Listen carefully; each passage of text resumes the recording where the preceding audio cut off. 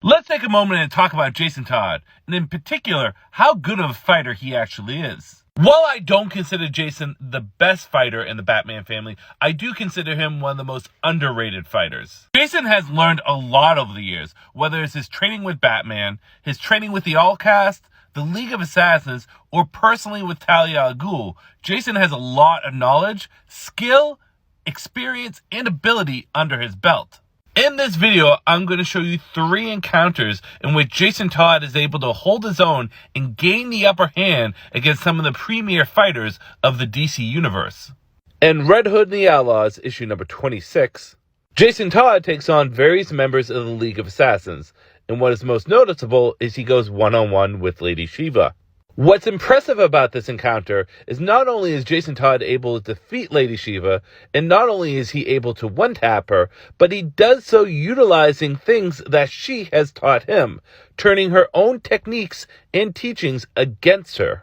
Next, we see in Batman and Robin Eternal, issue number 3, with the reintroduction of Cassandra Cain into the DC universe, Jason has a run-in with Cassandra. The two of them start a tussle, with Cassandra kicking Jason against a jukebox. Jason then goes in, attacks Cassandra, pins her to the bar, and is about to deliver a fatal blow before Dick Grayson gets involved. You can argue who would have won the fight if it kept going, or how much effort Cassandra Cain is putting in. However, one thing is true, is that the dialogue being said by Jason Todd reveals some interesting training he's had. Confused, honey? You aren't the only one with a grad degree in assassination. The longer we fight, the more I can read you reading me, which means I just have to surprise myself, and you get surprised of a disembowelment. This statement is interesting for 2 reasons. Number 1 is it showcases that Jason can pick up when people are reading his body language and utilizing it against them, like Cassandra Cain. Number 2 is the fact that Jason has a counter for that, which is to become unpredictable in his fighting style to confuse Cassandra.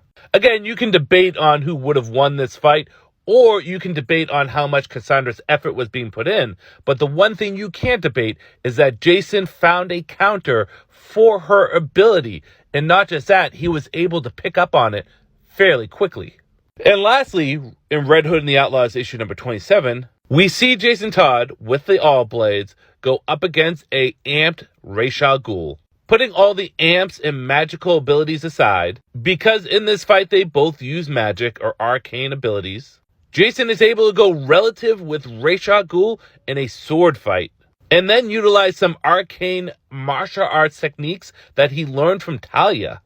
Absolutely wild. Again, if we take away the fact that there's magic, the all blades, the amps, and the arcane techniques aside, Jason is going relative to Ra's al Ghul in a sword fight. And Ra's al Ghul is right up there with people like Katana as some of the best sword fighters in the DCU. Now, these interactions and instances that I brought up are not to get Jason Todd over these characters. I don't think Jason Todd is as good of a fighter as Lady Shiva, but I do think he is an incredibly smart and skilled fighter to find a way to defeat her using her own abilities. And again, you could argue who would actually win in a full-on fight between him and Cassandra Cain, but the fact that he was able to find out her special ability and then utilize a strategy right away to confuse her and negate that ability is impressive. Jason Todd is low-key one of the smartest fighters in the Batman family. He does not get the credit that he deserves. So whatever you do, don't sleep on this man.